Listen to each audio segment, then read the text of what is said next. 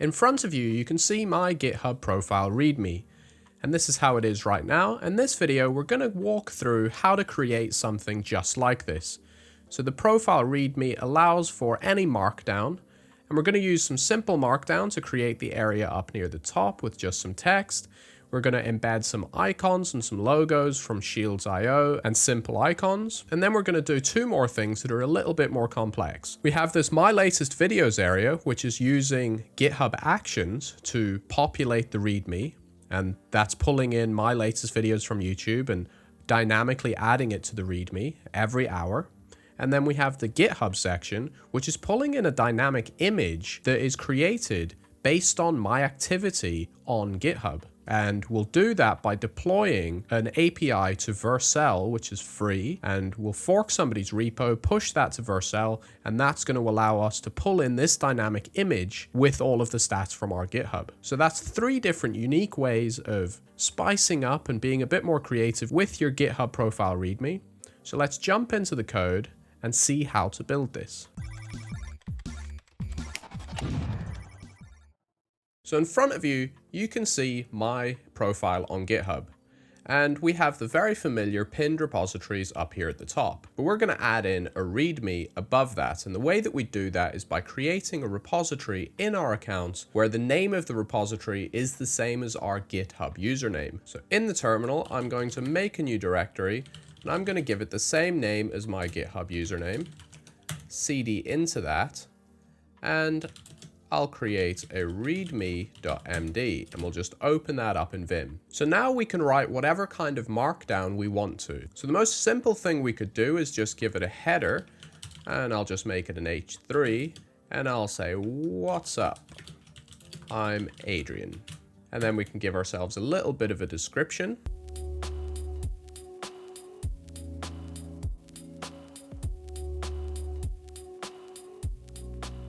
And finally, I'll say learning all the things. No. But seriously though,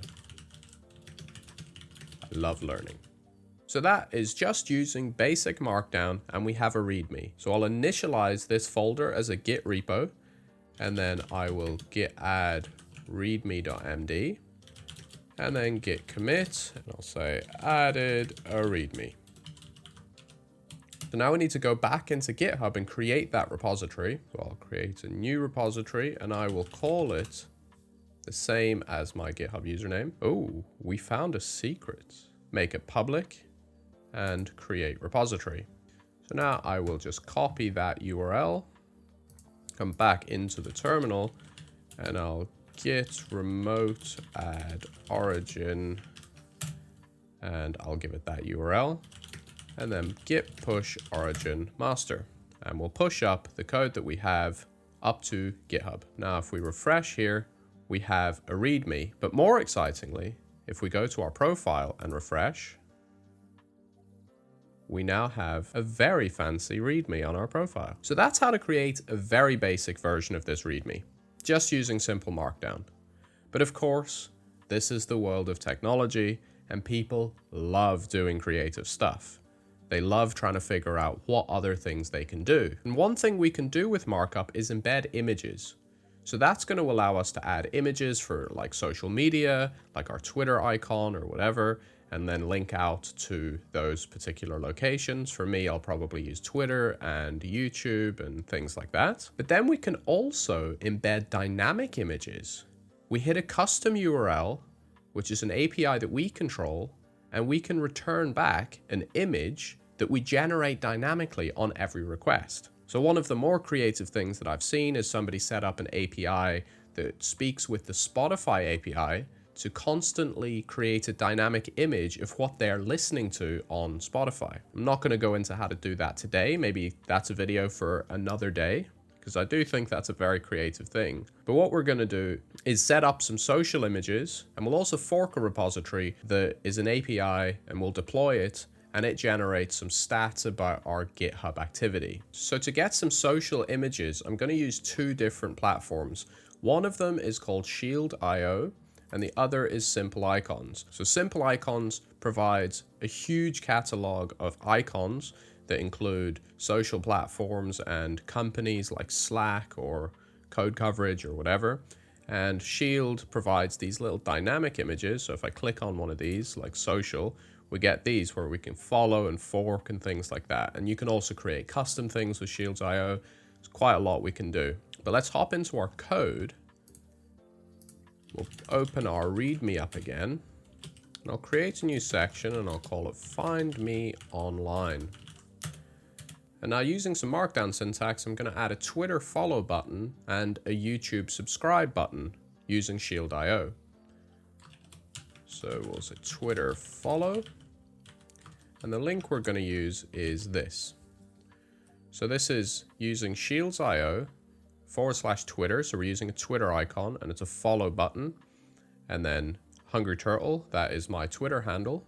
And then the color, we give it the color, and that's just a default color given to us. And then the logo we're going to use is the Twitter icon, and then the style is for the badge. This is all Shields.io stuff. You can read about it. And then we're going to make this whole thing. So that's right now just embedded an image, and then we want to make that whole thing a link. So we'll wrap the whole thing in square brackets, and then we'll give it a link. And we'll just paste in that link, and that is a link to Twitter with the intent of follow. So it's a button where you click it and it will take the user to Twitter, where a pop-up will come up to ask them if they want to follow you. And now we'll do this exact same process for YouTube. So we'll create a link with an embedded image, subscribe to Hungry Turtle Code. We'll paste in the Shield.io link. And here we're getting the YouTube badge, and it's an SVG, and then some of these extra parameters that Shield.io allows us. And then for the link URL, we'll paste in the link to YouTube where the subscription pop-up will come up and ask the user if they want to subscribe to your channel. So now we have those. Those are the two main calls to action. And then I'm just going to add a couple of extra icons that just show links off to different social platforms. And this time we'll actually embed some HTML, and there's the image tag we're going to use.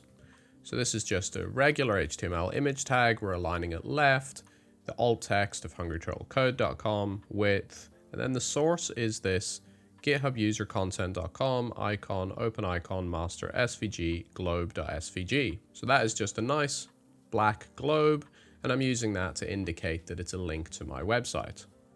And then I'm going to use an embedded link there, website, and I'll come down to the bottom and create website.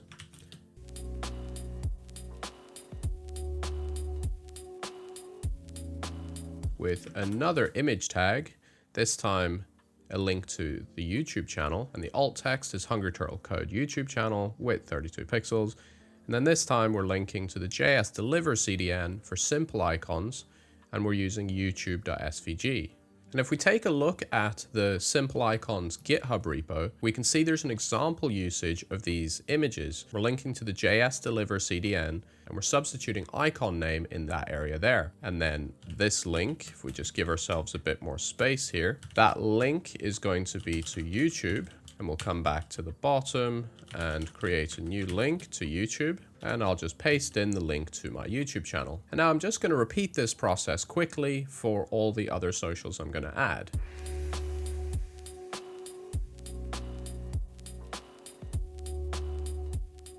So now we have some nice social images, and I'll just add the README again.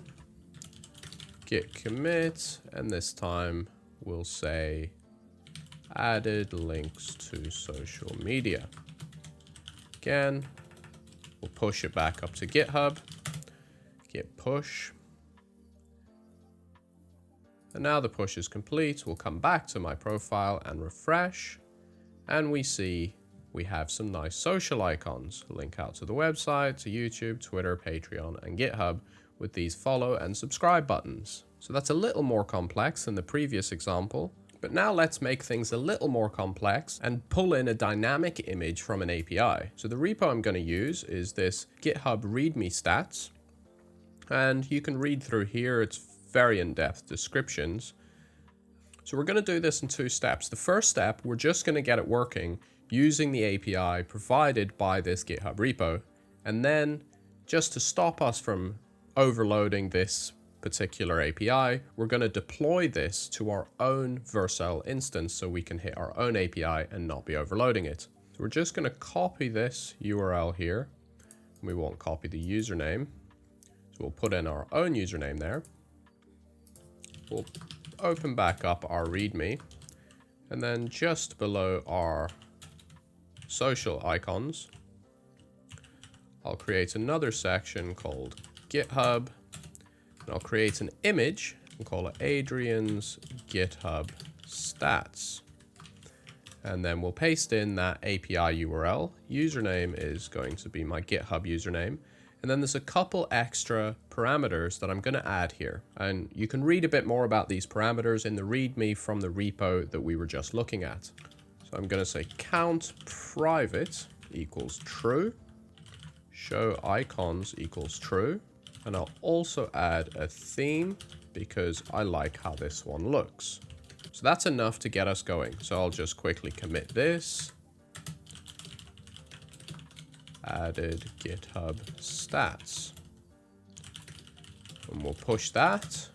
Then come back into our profile on GitHub, refresh, and we can see there the image loads up and we have some stats from my personal GitHub account. It's really that simple. All of the complexity is in the API that builds this out, but for us to use it, we just need to paste in that URL, add a couple parameters, and we're good to go. But I don't want everybody to hit that API and overload it potentially, so it's much better for us to deploy our own copy of it and hit our personal API. And it's all free. We just fork the repo in GitHub, push it to vercel, swap out the URL in our README, and we're good to go. So we'll head back into this GitHub README stats repository, and we'll click fork, and I'll fork it into my account. Now GitHub will go off and do its thing. And now we have it forked in front of us, we can deploy it to vercel. So head over to the vercel website and sign up if you don't already have an account. I do have an account, so I'm going to log in with GitHub. And now I'm presented with the dashboard. All I have to do here is click import a Git repository, and I'll copy the URL for our forked copy. This is important, not the original repo. Copy the link to our forked version, and we'll paste that in there. Continue. And is this your personal GitHub account? Yes, it is. Personal account, continue, and then I need to accept the permissions for vercel on my GitHub account, and I'll accept those. And now it's just doing its thing. We'll wait. Now we have this project, so we want to select the root of the project and then continue. And now we don't want to immediately hit deploy here. We want to drop down the environment variables, and we want to create an environment variable, which is personal access token, PAT_1. And then the value is going to need to be an access token we create on GitHub. So we'll come back into GitHub. We'll go to settings. We'll go down to developer settings, personal access tokens, generate new token. And I'm going to call this GitHub README stats test. And we'll just leave all of that as is, generate token. And it's going to generate us this token. And I'm going to delete this token after we're done, so don't bother trying to copy it. We'll just copy this token, head back to vercel, and paste it in as that environment variable. Hit add, and then hit deploy. Now, this is going to do its thing. It's going to take a little while, but when it's done, we're going to be presented with a new link that we can go back into our README and swap it out. So congratulations, you have deployed your very first vercel instance. Open the dashboard, and I'll just copy this URL, copy that, head back into our README, and I'm just going to take out this entire URL. Actually, I'll leave in the https:// because what we copied didn't have that. And remember to also leave in this /API root because that is important. That's where we're hitting the API on vercel. We just want to change the domain from the old API from the repo to the one we've just deployed.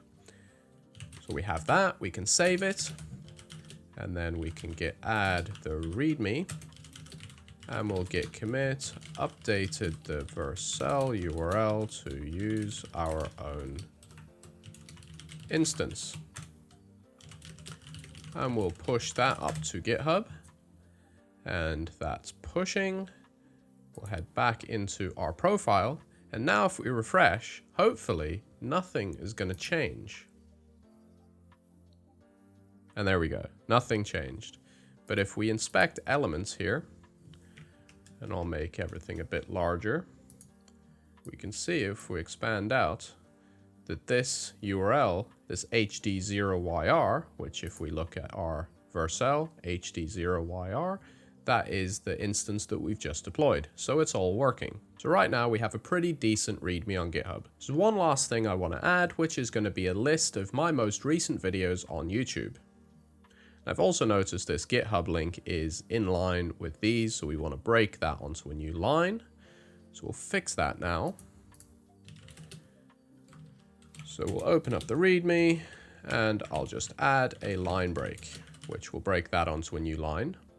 So just below this line break, I'm going to add another section, and I'm going to call it My Latest Videos.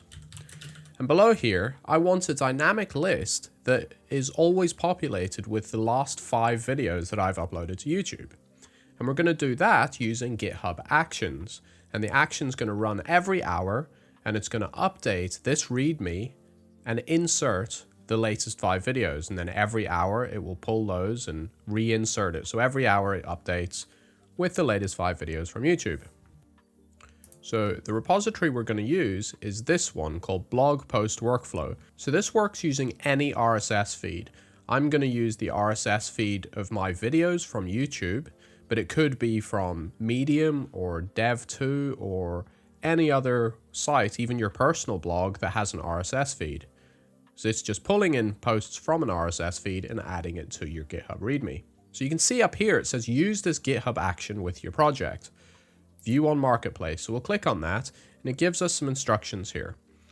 And what we need to do is create a folder named .github in our repository, and then create a workflows folder inside that, and add a YAML file that configures how the action will run, and here's a sample configuration. So we will copy all of that for now, and we will have to update it and edit it, but for now we'll copy all of that.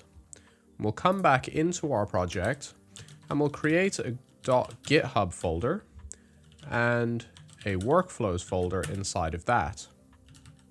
And then inside of that, I'll call it youtube-videos.workflow.yml.